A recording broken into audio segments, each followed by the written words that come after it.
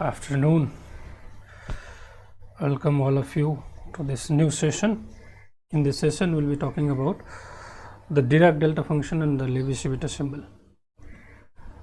Okay, just let me just get it confirm whether everything is all right. Then we will start.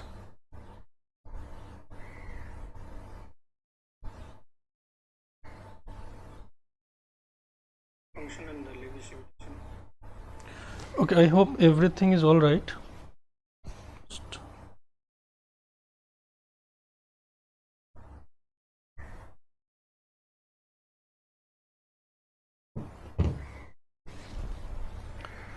Okay, so as you guys may not know that we have launched a special course on top 100 most important topics for the upcoming CSR NET exam. So that course has been launched keeping in mind both the exams, CSR NET June 2024 examination as well as December 2024 examination. You can go to our app and you can get that course, or you can also avail that course from the website also. Okay, so without any further ado, let's start today's topic. So basically a small topic, but sometimes questions come from this. So very fundamental thing. So two things we'll be discussing in this class. Firstly, the Dirac delta function, and secondly the Levi-Civita symbol. So let's start with the definition of Dirac delta function. So in mathematics, the Dirac delta function, this is also called delta distribution, is known as the unit impulse, and it is a generalized function or distribution over the real numbers whose value is 0 everywhere except at 0, and whose integral over the entire real line is equal to 1. So let's talk about this thing more. So if I consider this is a real line, let's say, okay, so if you consider this function delta function, its value is 0 everywhere except at 0, means at this point, at this 0, it will pick up some value which is infinity,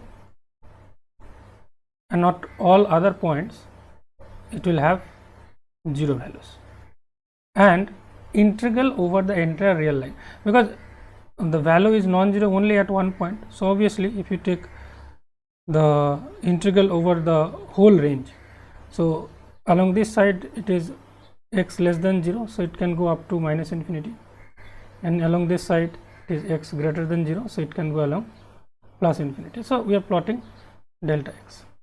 So this is the fundamental thing. Okay, now let's talk about this delta function more.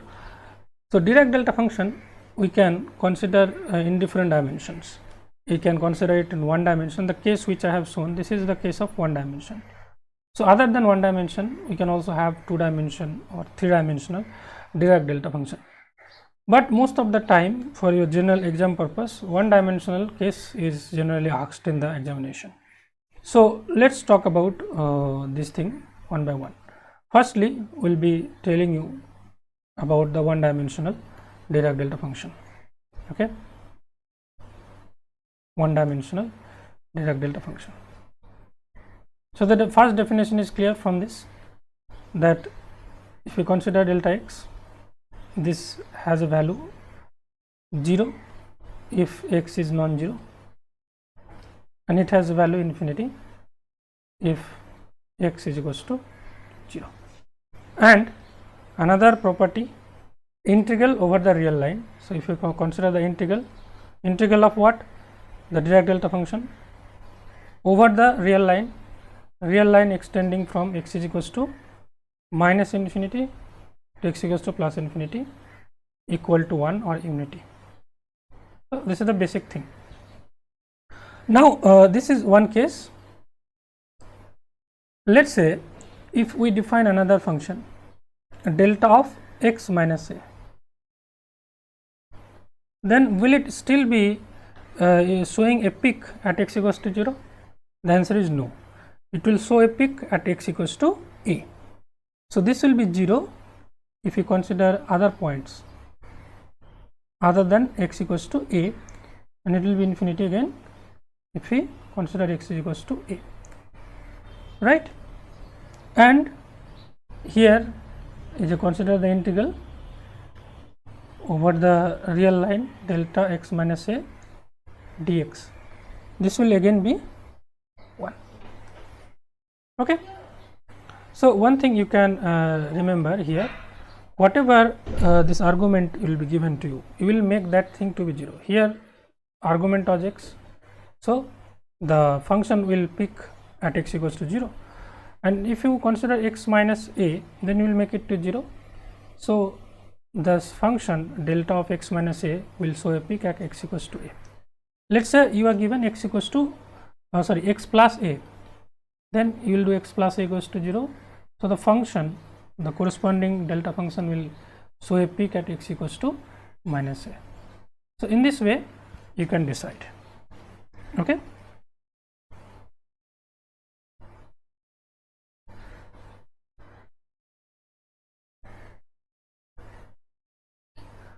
Now here I would like to tell you two more things. Let's say I am multiplying some function. So we had this minus infinity to plus infinity. Let's say delta x dx equals to 1. Okay. So if I multiply a function f of x, then what will be its value?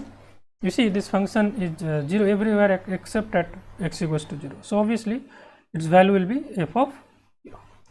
On the other hand, if you consider the second case, let's say minus infinity to plus infinity, function multiplied with the Dirac delta function delta x minus a times dx, then this Dirac delta function is taking the non-zero value at x equals to a. So the overall integral value will come out to be f of a. So these two things you should keep in mind. Now there are some important formula regarding this Dirac delta function. Let's talk about them one by one. Okay, which will be helping you in solving different numerical problems in your examination. So the first one, which we can consider, that if some constant or a scalar is multiplied with the variable x, then this will be 1 upon, you have to take the mod of that scalar, means if there is negative then also it will come positive because this is a modulus delta of x.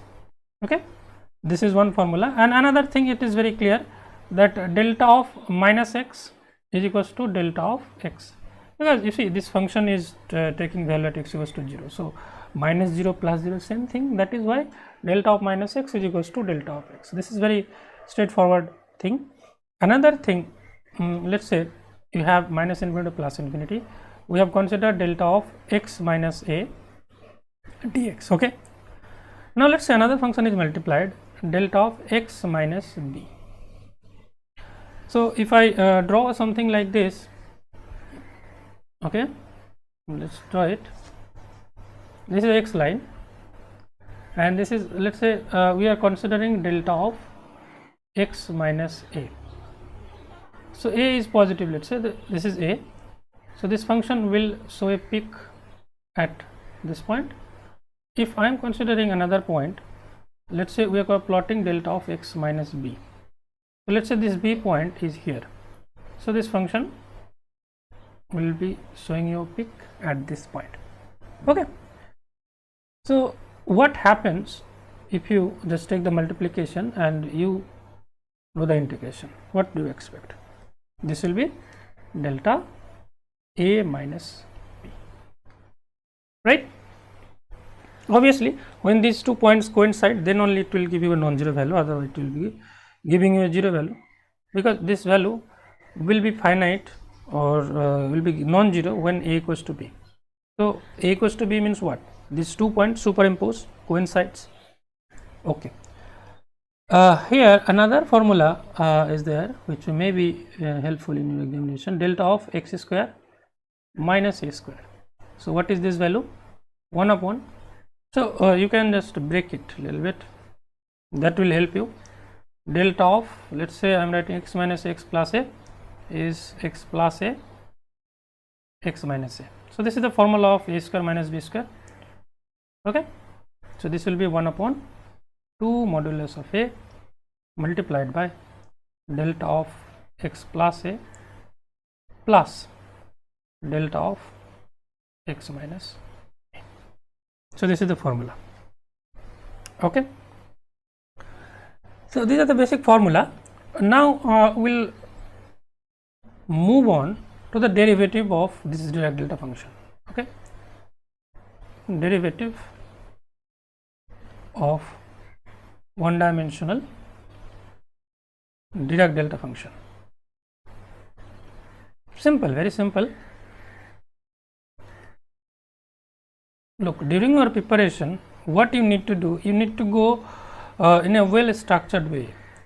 Then things will be very clear to you, and in your examination, when you will be dealing with lot of topics, it will not create a mess. Otherwise, if you do things haphazardly, that may create really big problems.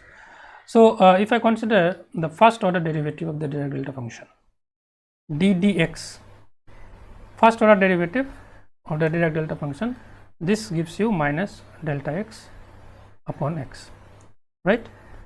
Now let's say I am taking the second order derivative, d square by dx square. I am just showing you one, then we will generalize this thing. So if I want to take the second order derivative, what we have to do?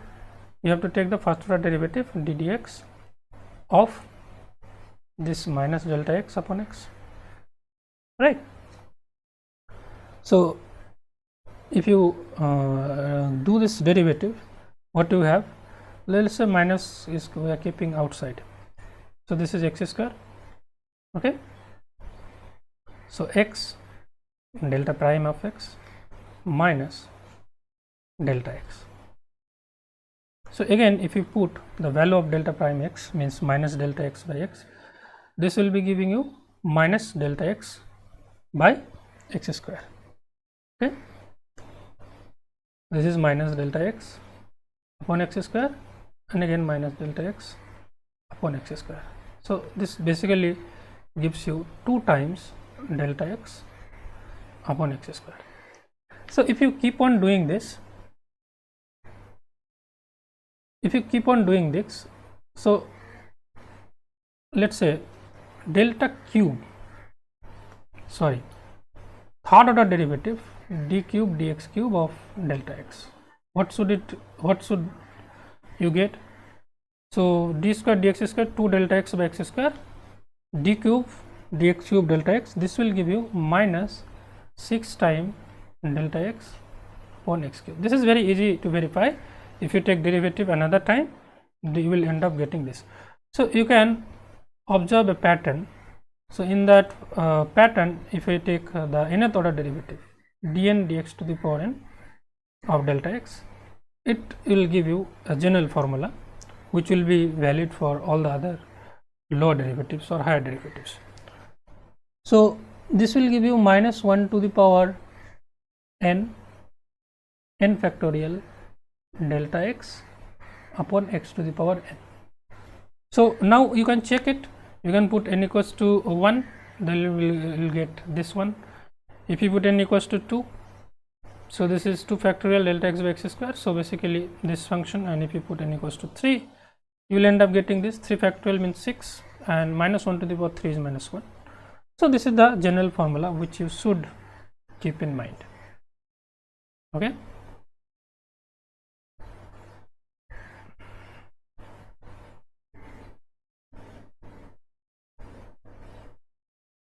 Okay. Before I proceed further, one important thing I would like to discuss, that is Kronecker delta. This will be useful while you discuss this. Dirac delta, Levi-Civita, Kronecker delta. Kronecker delta and Dirac delta are two different things. Kronecker delta is defined for 2 indices. Delta, let's say ij, this will be 1 when your I equals to j, and this will be 0 when your I not equals to j. So this definition of Kronecker delta you should keep in mind. This may be useful. So for one dimensional Dirac delta function, this much theory is enough. Let's quickly move on to 2 dimension. Although 2 dimension is not generally used, but for the sake of completeness, we will also cover this 2 dimensional Dirac delta function. Okay, and from the analogy we will try to understand this. From the analogy, it is very easy to understand. Two-dimensional Dirac delta function. So, in one-dimensional Dirac delta function, we have only one function, one variable. Here we will be having two variables. So, instead of delta, we will be having delta square. Okay, for two dimension. Delta square, one variable, comma another variable. This is equals to 0. So, here the condition will go like x square plus y square. If this is not equals to 0, then it will be 0 and it will be 1, sorry, infinity.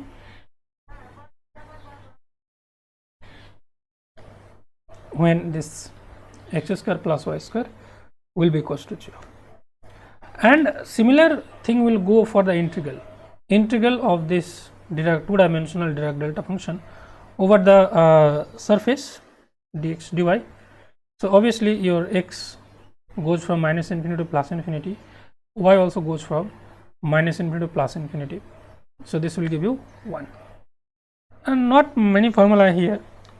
So, a constant, if you multiply with the variable, let us say ax and by, so it will follow the same pattern, like previously it was 1 upon modulus of k, here it will be 1 upon modulus of ab, and the original two-dimensional Dirac delta function delta square xy. And you see this delta square xy, you can write it in this way, like you can write the product of delta x and delta y. Okay, you can also separately write this thing, that delta square of xy is nothing but the product of delta x and delta y, right? So, this is about the two-dimensional Dirac delta function. So, once it is done, we can go to the three-dimensional Dirac delta function, and after that we will be solving some problem. Okay, so we do not have space there. So, I am choosing this space to do this three-dimensional Dirac delta function. So, one-dimensional Dirac delta function is the most important one, and the others will just follow the original one. So, here you see in one dimension it was delta x, in two dimension it was delta square xy, in three dimension what do you expect? It should be delta cube. Instead of x, y, z, we can write r. Okay. So, this is nothing but the product of that. In the same fashion as we have written delta square x y is equals to delta x into delta y. Similarly, it is like delta cube r is delta cube x y z. So, you can write the product of delta x, delta y and delta z, as simple as that. And firstly, in one dimension we took the integral over a real line. For two dimension, along the two dimensions. For three dimension means it will cover the whole space. So, here the integral, it will cover the whole space or all space, right? And here the volume element dx dy dz, or you can, in short we can write d tau. Okay. So, this is nothing but minus infinity to plus infinity, minus infinity to plus infinity, triple integration will be there, delta x, delta y, delta z, dx dy dz, and this should be equals to 1. And here a similar thing will also follow, like if some function is multiplied. So, here we will be considering obviously three-dimensional function. So, if I consider f of r, let us say f of r multiplied by delta cube of r over the whole volume, then what will be its value? This will be equals to 1, and obviously this integral is taken over all space, right? So, I hope you have understood this one. For any doubt or query, you can let me know in the comment section.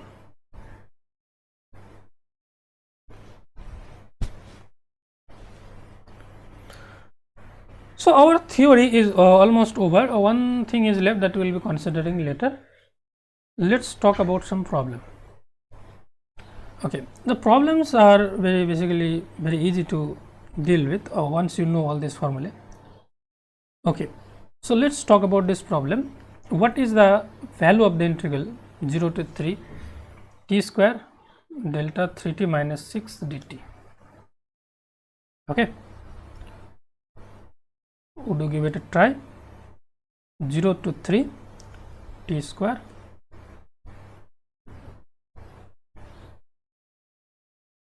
delta 2t minus 6 dt, sorry 3t minus 6 dt. Okay.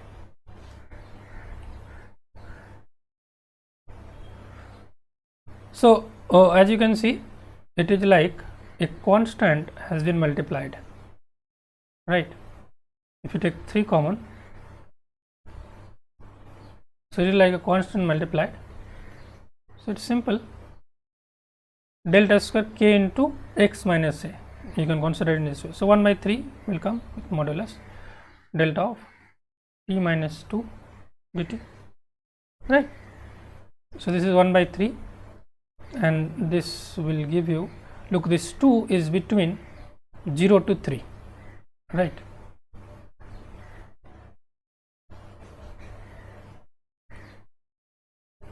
So in place of t we will be putting 2, so 4/3 means approximately 1.33. Any option is there? 1.3. So option A is the correct option for this question. Okay, let's talk about this problem. It's a similar problem. As you can see, you can do 0 to 3. Here we can take 2 common, so it will come out 1/2 delta of x minus 1 dx. So what you have to put? X is equals to 1, so this is 1/2, option D. No issue in this. Now let's talk about another very important problem. This problem, this is a little bit complex, but I think you can do it.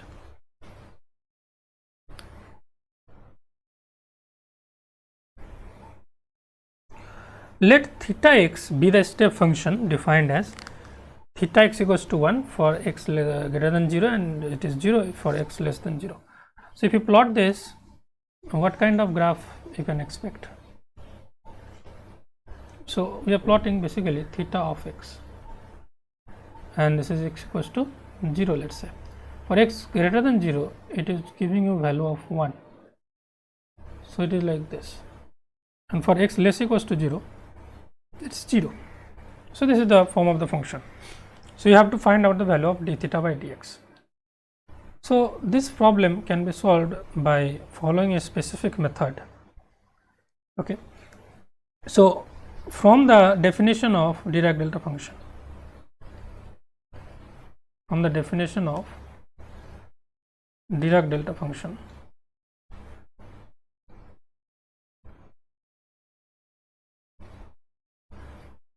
we can write.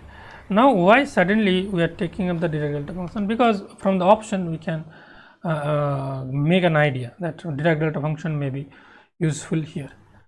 So minus infinity to plus infinity, f of x delta x dx, it has a value f of 0. Let's call it equation number 1. Now in place of this f of x, in place of this delta of x, if I put this d theta by dx, what value we get? That we will check.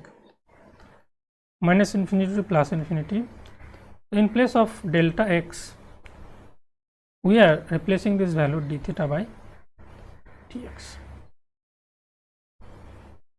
And if we somehow can establish this is equals to f of 0, then we can say that d theta by dx is equals to delta x. If it gives you minus f of 0, then we can say that d theta by dx is minus delta x. So let's see what we get. So f of x d theta by dx multiplied by dx.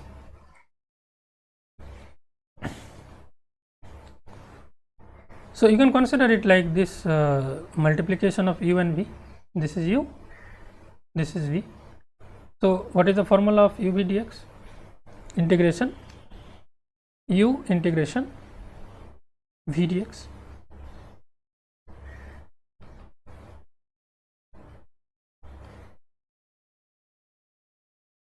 minus du dx integration v dx dx. Okay.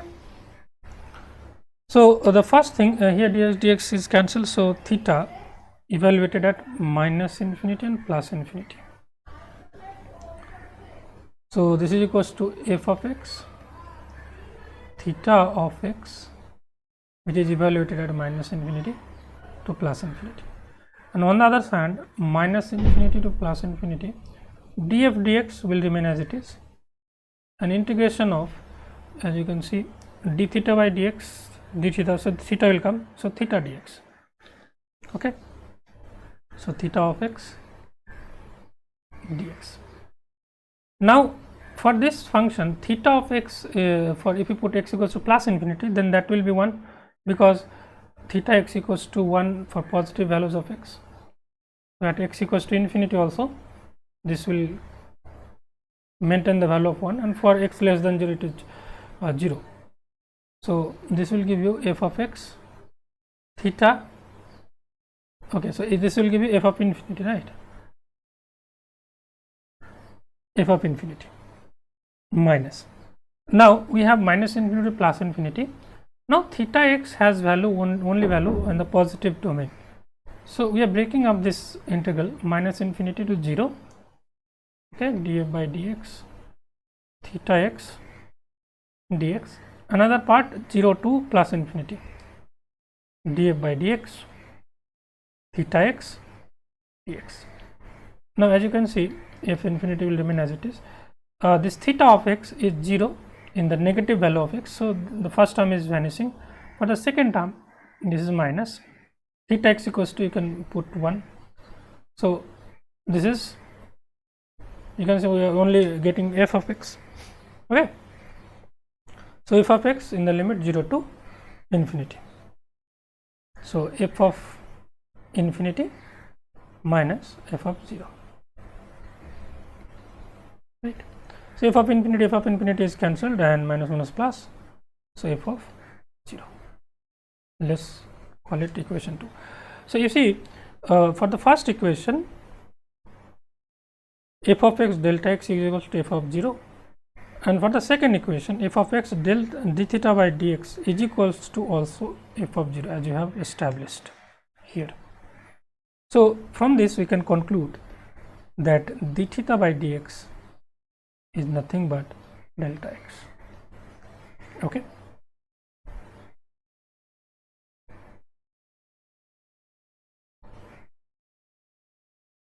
So option C is the correct option for this question.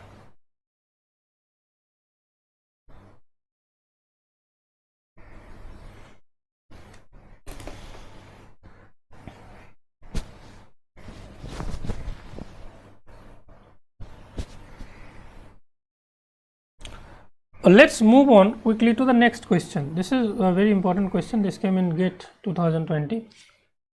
Okay, let fn of x is equals to 0 when x less than minus 1 by 2n, it is n minus 1 by 2n to 1 plus 1 by 2n, and it is 0 again when 1 by 2n less than x. Then what is the value of this thing? Okay, so let's try to plot this fn of x. So it has a value between minus 1 by 2n to plus 1 by 2n.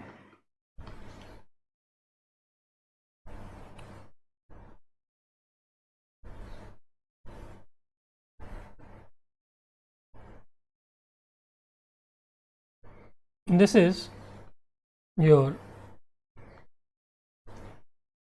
fn of x versus x.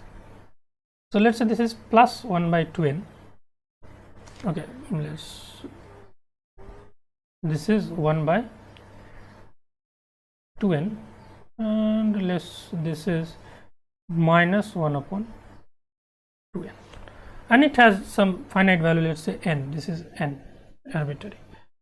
So it is maintaining a constant value. So if I draw a curve like this, it is like this. This is given to you, right? Now what we have to find out? You have to find out limit n tends to infinity minus infinity to plus infinity f(n) of x sin x dx. Limit n tends to infinity minus infinity to plus infinity f(n) of x sin x dx. Now n tends to infinity. If you keep on increasing n, so n is in the denominator. If you see 1 by 2n, 1 by 2n. So if n is increasing, means this 1 by 2n value is decreasing. So next moment here it will come. Okay. Now if I consider the area, previously when minus 1 by 2n to plus 1 by 2n, what is the area? Minus 1 by 2n to plus 1 by 2n, the range is 1 by n and the height is n. So the area is n into 1 by n, that is equals to 1. Now area is unity, means if you increase or decrease the range, the area will remain constant. So let's say you are increasing n, so this minus 1 by 2n will come here, plus 1 by 2n will come here, and what will happen? Your new curve will be like this. Then if you increase this n further, if you further increase n, this point will come here, this point will come here, and you see how the graph is going to change. And one thing is clear for these curves, like this area under the curve, for each case the area under the curve will be unity. In the same way, if you make n tends to infinity, what will happen? This point will come nearly to 0, okay, and you will get a peak. So eventually this f(n) of x will convert into a Dirac delta function. It will be converting into a Dirac delta function towards infinity. So at n tends to infinity, your function f(n) of x is turning into a Dirac delta function delta of x. So we can write it in this at limit n tends to infinity. We can write it like delta x sin x dx. Now from the property delta x is non-zero at x equals to 0, so this will be sine of 0. Sine of 0 is 0. So the correct option is option C.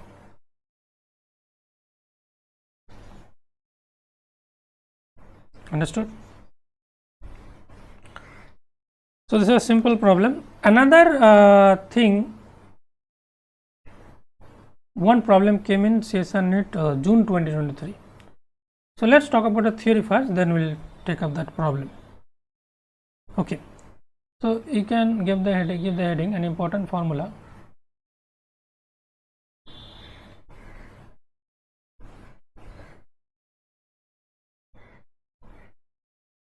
On Dirac delta function.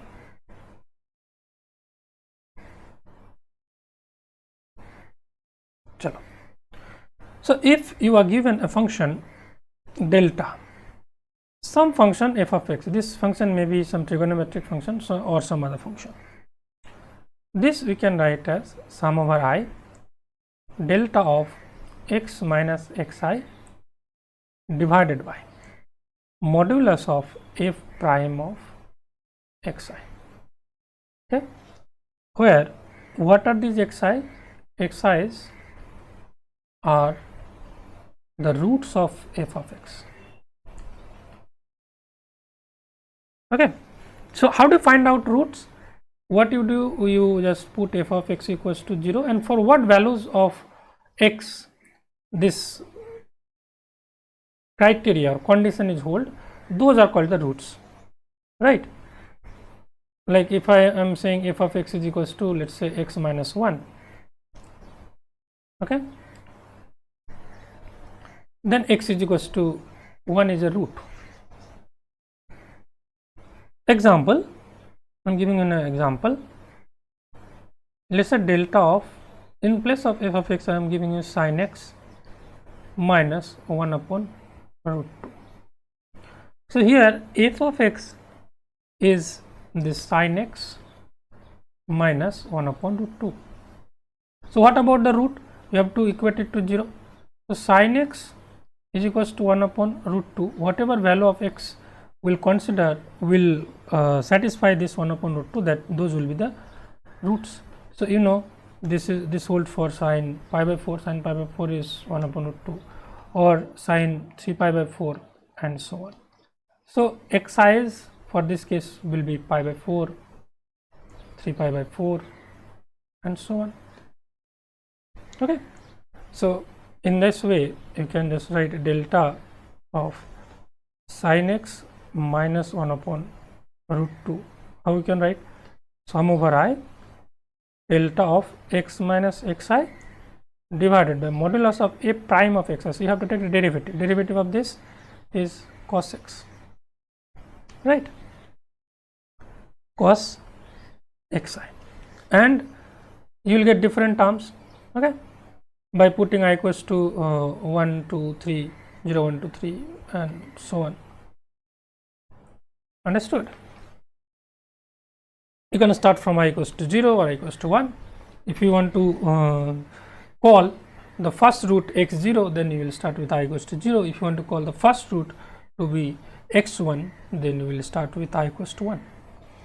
So one problem came in CSR Net June 2023 that I would like to do here. So you can see this problem. This problem came in CSR Net June 2023. Very simple problem. The value of the integral minus infinity to plus infinity, you see, 2 to the power minus mod x upon pi delta of sin x. अच्छा यहाँ पे dx, but delta x is the Dirac delta function is. So before I evaluate this, let's tackle this delta of sin x. So it is looking the same as delta of fx. So delta of sin x will try to evaluate. How? So delta of sin x, as you see, you have to first find out the roots. So how to find out the roots? Roots of sin x.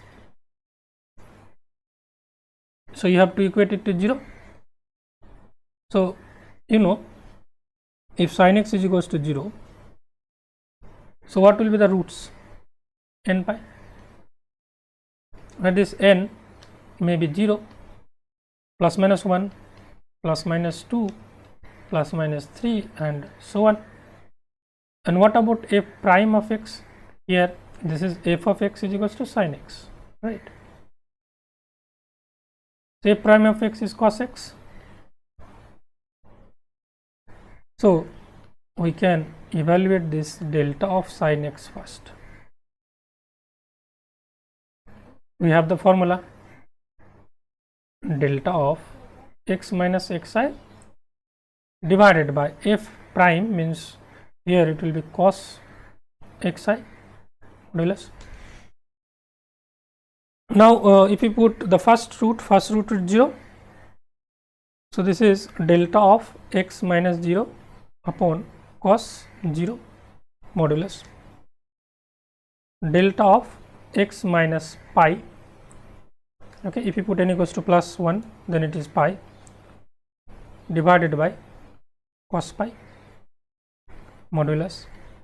If you put minus pi, so minus minus plus,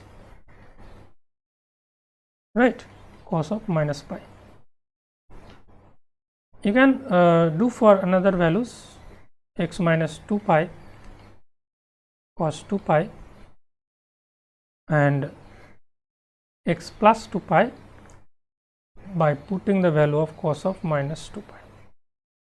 but whatever you do in the denominator, it will always give you 1, because modulus is there. So minus 1 modulus will be plus 1, and it will go on. So what exactly it is giving you? The denominator, everything is giving you 1. So it is delta of x plus delta of x minus pi, and this is equals to, so I am writing it here again, delta of sin x is equals to delta of x minus 0 plus delta of x minus pi delta of x plus pi delta of x minus 2 pi delta of x plus 2 pi, and so on. Now we are in a position to evaluate this integral minus infinity to plus infinity 2 to the power minus mod x upon pi delta of sin x dx. So this is nothing but minus infinity to plus infinity 2 to the power minus mod x upon pi. Now it is time to put these values, okay, and put these values.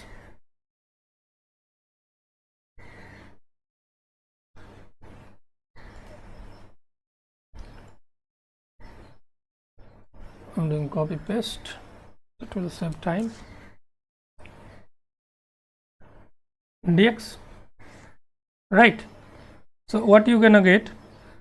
You can write as sum of different integrals, 2 to the power minus mod x by pi delta x minus 0 dx, then 2 to the power minus mod x by pi delta x minus pi dx. So in this way you will get infinite number of integrals. And for the first one, delta x minus 0, so you have to put x is equals to 0 here, so 2 to the power minus 0, okay.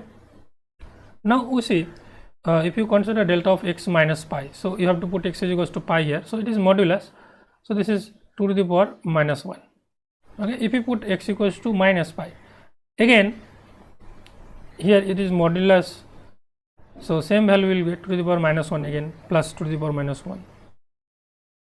So I am just writing 2 into 2 to the power minus 1, understood. Similarly, for x equals to minus 2 pi, you will get 2 to the power minus 2, okay, 2 to the power minus 2. For a delta x plus 2 pi, 2 to the power minus 2 again, so 2 into 2 to the power minus 2 pi. Similarly, for other functions, 2 into 2 to the power minus 3 will come, and so on. So this is 1, and if you take 2 common from here, then it is like 2 to the power minus 1, 2 to the power minus 1 square, 2 to the power minus 1 cube, and so on. So this is nothing but if you consider let's say 2 into 2 to the power minus 1, that is that thing you are, if you take common, then it is 1 plus x square, and so on. So that is 1 by 1 minus x, 1 by 1 minus x, x is 2 to the power minus 1, right. So this is nothing but 2, 1 plus 2, that is 3. Is there any option 3? Yes, option 1. So option 1 is the correct option. I hope this is understood.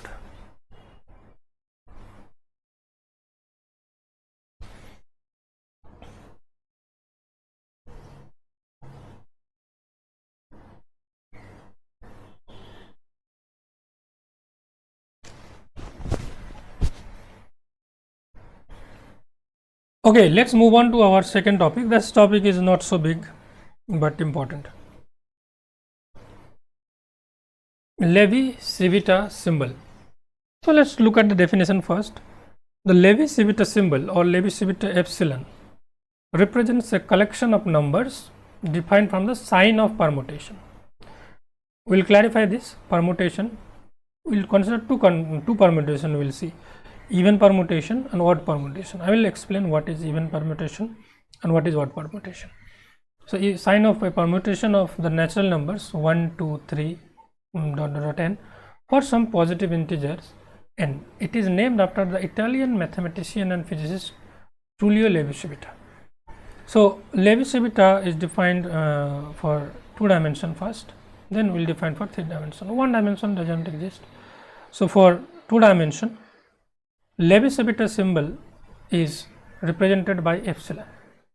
So epsilon with 2 indices, 2 dimension, 2 indices I, j. So if you consider a cyclic, okay, clockwise, means your I, j, I can be 1 or 2. 2 dimension means it can go up to 1 and 2. So I j equals to 1, 2. If this goes like this, then this value is 1. And if your I j is true 1, then it will be minus 1.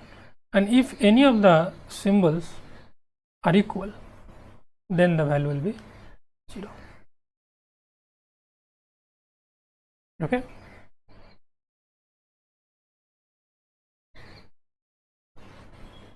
So if I write it in a form of a matrix, let's say epsilon 1 1, epsilon 1 2, epsilon 2 1, epsilon 2 2.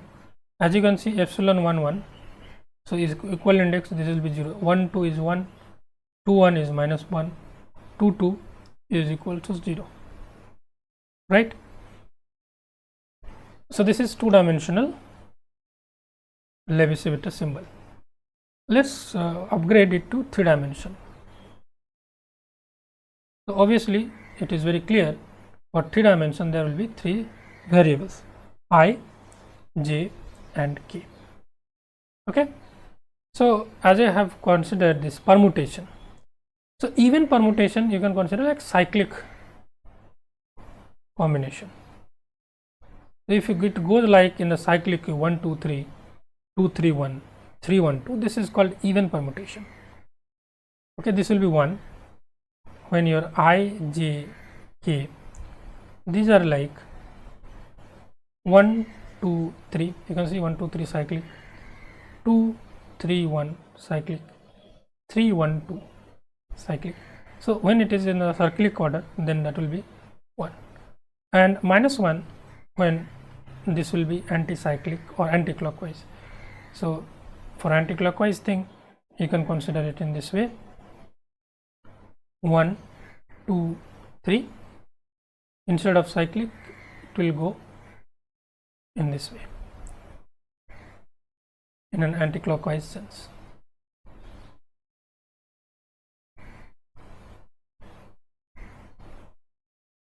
Something is happening. Okay, you understand, but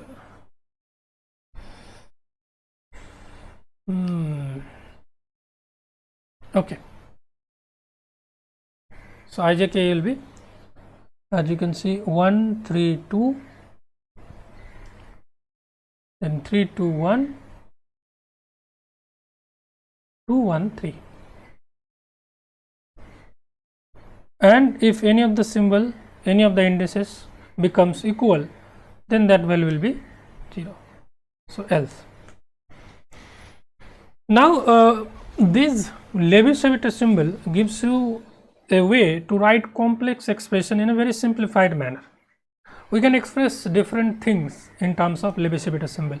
We can write the determinant of a matrix in terms of Levi-Civita symbol. We can write the cross product of a matrix in terms of the Levi-Civita symbol. So using Levi-Civita symbol, many long and complex expression becomes simple and precise. So how determinant is written in terms of this Levi-Civita symbol, that we will discuss. So let's say if I consider a 3 by 3 matrix, okay, so how do we write the determinant of a 3 by 3 matrix? Let's say we are calling the matrix A, whose elements are A, I, J. So determinant of a 3 by 3 matrix A can be written as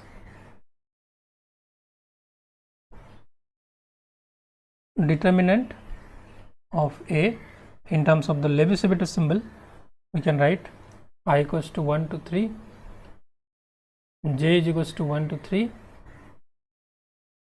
K is equals to 1 to 3, epsilon I, J, K, A1I, A2J, A3K. You don't need to remember, actually, for the sake of completeness we are doing this. So Aij, this matrix A, how it looks, as you can see from this elements, is A11, A12, A13, A21, A22, A23, A31, A33 and A33. So if I consider the determinant of this matrix, you see, I am not showing you all the terms. Firstly, I am showing you the first term, A11. So it is A22, A33 minus A23, A32, right?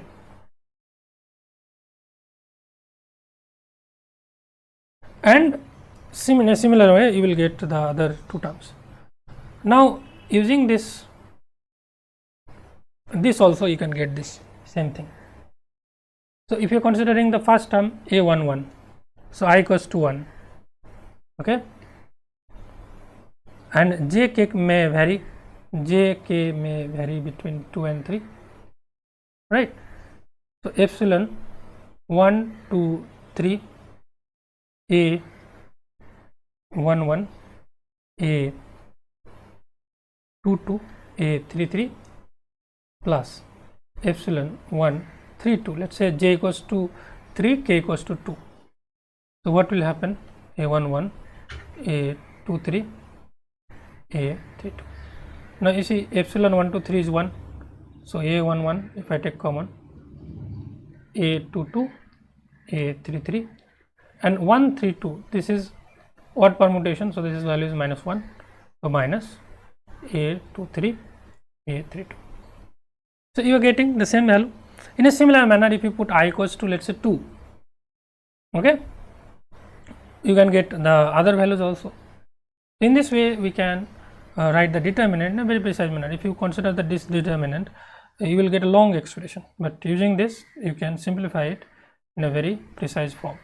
So this is how you write the determinant in terms of the Levi-Civita symbol, right? Now I am writing the cross product of two vectors,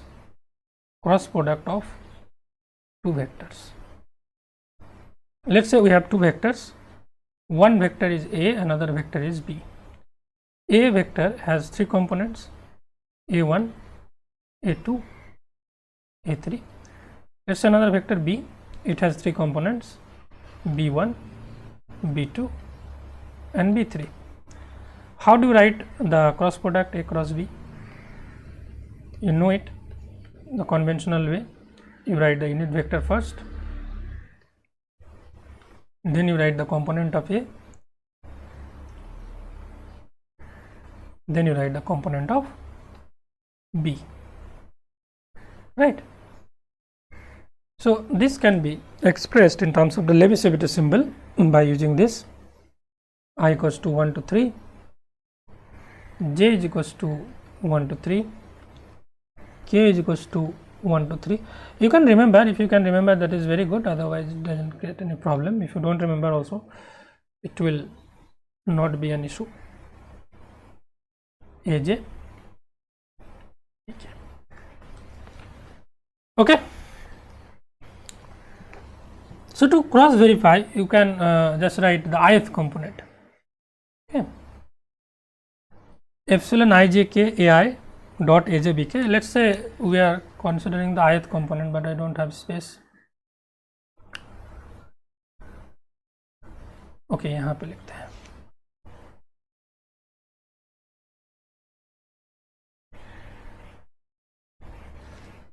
Let's say the ith component. How do you write the ith component? So A cross B,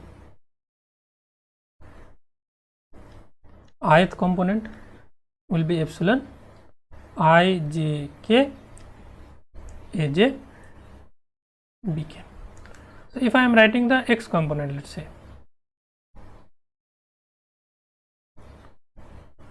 so you see, for x component what you get, what you get? You get A2 B3 minus B2 A3, right? So the same thing we'll get here. It is if I consider epsilon I is 1 2 3, okay, A2 B3 plus epsilon 1 3 2 A3 B2, and this value is minus 1, so it is A2 B3 minus A3 B2. In this way we can write the cross product of two vectors in Levi-Civita symbol. So it has got different applications. So these are the main two applications. Another thing is there, various things can be framed from this. Another thing, जगह कहाँ पे है? Okay. Okay, let's write it here. You know, scalar triple product A dot B cross C. This is scalar triple product. Scalar triple product can also be expressed in terms of the Levi-Civita symbol. So this is epsilon I j k ai b j c k. Now one last thing in the formula of this Levi-Civita symbol, if you consider the product of Levi-Civita symbol, epsilon I j epsilon mn.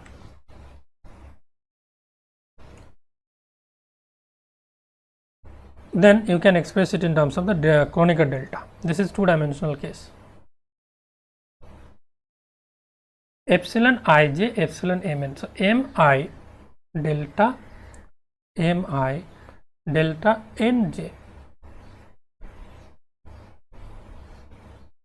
Try to understand what is happening here.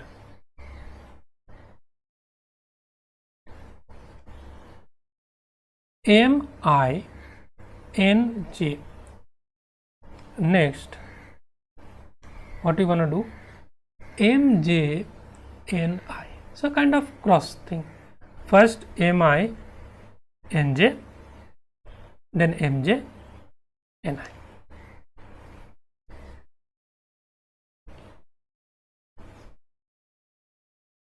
Now if I increase it, let's say consider a 3D case. What you will get? Epsilon I j k epsilon, let's say I m n. So these I are same. So delta mj delta nk, as you can see, mj nk minus mk nj. Simple. So you have to remember this formula. This is the overall formula. I have just formulated all this necessary formula at one place, and other than, I think there is no other formula in these two topics. Okay.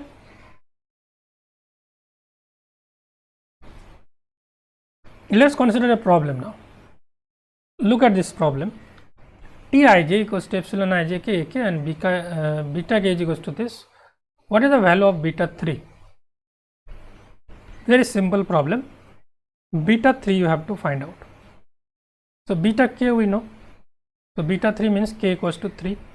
Epsilon I j 3 T I j. Too many answers come. चीटी कहाँ से आ गया? देखो, look at this. I j can take values 1 2 3. So we can write I 3 has already been taken by k, so repetition of symbols cannot happen here, otherwise it will become 0. So ij can take only 1 or 2. So 1 2 3 t1 2. Summation means plus. 1 2 we have considered, so 2 1 3 t 2 1. 1 2 3 is 1, 2 1 3 is minus 1. So t12 minus t21. Now we have to find out this t12 and t21. t12 we can find out from this. So epsilon I j k So 1 to k ak, right? Ij values are defined. So k has only one choice, k equals to 3, epsilon 1 to 3 a3. So epsilon 1 to 3 is 1, so a3. t to 1, so epsilon I equals to 2, j equals to 1, and k is equals to, you see, 3. Otherwise there is no other option. So epsilon 2 and 3 a3, 2 and 3 is minus 1, so it is minus a3. So t12 is equals to a3, t21 is minus a3, so this is 2 times a3, option A. So this kind of simple problem may be asked in an examination. Now let's consider another problem based on this Levi-Civita symbol, then we will wrap up the session. Okay, let's do this. This came in GATE 2016 actually. From Levi-Civita symbol, look, not dedicated problem you can expect, but some supplementary problems, like some big problem will be given and a small part may be utilizing this Levi-Civita symbol. So you should know it. Let Vi be the ith component of the vector field V which has 0 divergence, del j equals to del xj. The expression del epsilon I j k epsilon L m k del j del L Vm is equals to. Okay, so how can you do this? Epsilon I j k and epsilon L m k. So here we have learned one thing, I j k I m n, so it doesn't matter whether it is up or down. I was same, okay, and we could write this, right? So here we notice one thing, that k is same, but k is here at this point and k is here at this point. Now as we have already seen this thing, I j k, so even permutation will not change. Like if you consider I j k or j k I or k I j, its value does not change. So I j k we can write j k I or k I j, so I am writing k I j. So both value is same, and epsilon, if you consider L m k, so m k L is same, k L m is also same, so we are writing k L m. I hope this is understood. So in this way, as you have written, this k is coming together at the first place, so we can now utilize our formula, this formula, delta mj delta nk minus delta mk delta nj. Okay, so delta IL, you can write up down or side by side, IL delta jm minus delta IL, so IM delta j L, okay, delta j delta L P M. Delta, let's check, delta IL delta jm delta IM delta JL. Okay, everything is all right. So we can just separate delta IL delta jm delta j delta L Vm minus delta Im delta JL del j del L Vm. Now what you are doing, we are putting, you see, in the options we have delta square something. So if I put this I is equals to m and j equals to L, so these are Kronecker delta, right?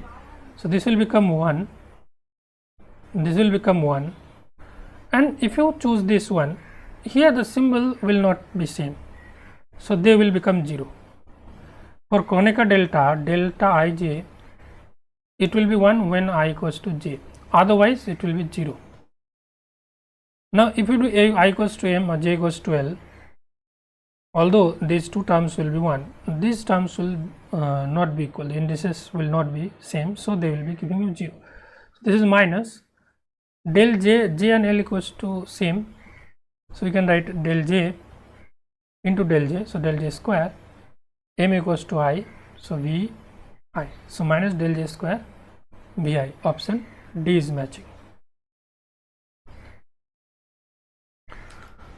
Okay, so in this one lecture we have covered the complete Dirac delta function and the Levi-Civita symbol. I hope after attending this lecture, whatever question will come in your examination from Levi-Civita symbol and Dirac delta function, you will be able to handle them.